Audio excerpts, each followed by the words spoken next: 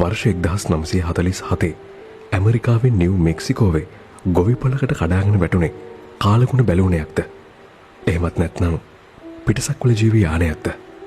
මනුෂ්‍ය ඉතිහාසයේ ලොකුම රහස ඇමරිකානු හමුදාව විසින් එදා මුළු ලෝකෙන්ම වසන් කළාද? මේ දශක ගණනාවක් පුරා ලෝකය හොයන ඒ අභිරහස් සිදුවීමේ කතාවයි.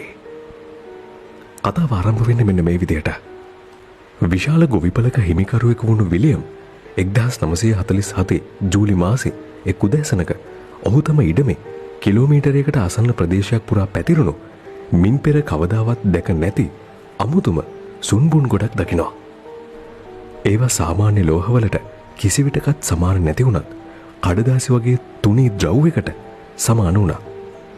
අතින් පොඩි කලත් ආපහු තිබුණු විදිහටම කිසිම ධාරයක් නැතිව කෙලින් වෙන ලෝහපතුරු වගේම අමුතු රෝස පැහැති හඳුනා නොගත් සංකේත වගේක් කොටා තිබුණු ලෝහකූරු කිහිපයකුත් ඒ අතර තිබිලා හමු වෙලා තියෙනවා. මේ ආරංචියත් සමග රොස්වෙල් ගුවන් හමුදා කඳවුර මුළු ලෝකයම කම්පාවට පත් කරමින් නිවේදනයක් නිකුත් කරනවා. ඒ පියාඹන පීරිසියක් අල්ලගත්ත කියලා.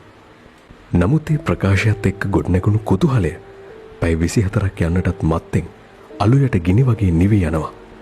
හමුදාවේ උසස් නිලධාරියෙක් වුණු රොජර් රේමි මාධ්‍ය හමුවක් පවත්වමින් ඒ හමුවනේ සාමාන්‍ය කාලගුණ බැලුණ එක සුන්බුන් බව පවසමින් කැමරාව ඉදිරියේ වෙනත් සුන්බුන් වගේක් ප්‍රදර්ශනය කරනවා. නමුත් කතාව එතනින් ඉවරුනේ නැහැ.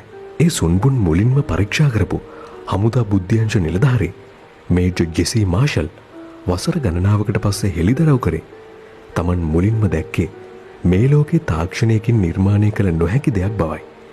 ඒ වගේම ඒ සුන්බුන් අතර මනුෂ්‍ය නොවන කුඩා ශරීර සහිත ජීවීන්ගේ මලසිරුරු තිබුණු බවටත් ඇසින්දුඩු සාක්ෂිකරුවන් බියගන්වා නිහඬ කළ බවටත් තවත් කටකතාවක් පැතිර ගියා.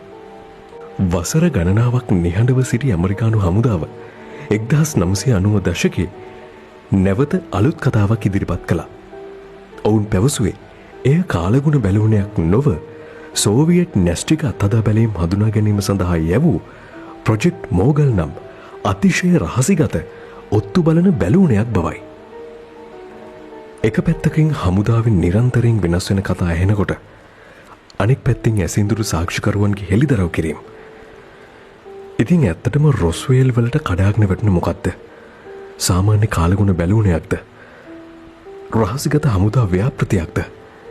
එහෙමත් නැත්නම් එදා මනුෂ්‍ය වර්ගයා පිටසක්වල ජීවීන් සමග පළමු හමුව සටහන් කර ඒ සත්‍ය අදටත් ලෝකෙන් වසන් කරනවද?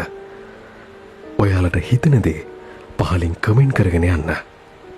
කතාව අවසන් වුණත් දෝංකාරය ඔබ සමග රැඳේවි.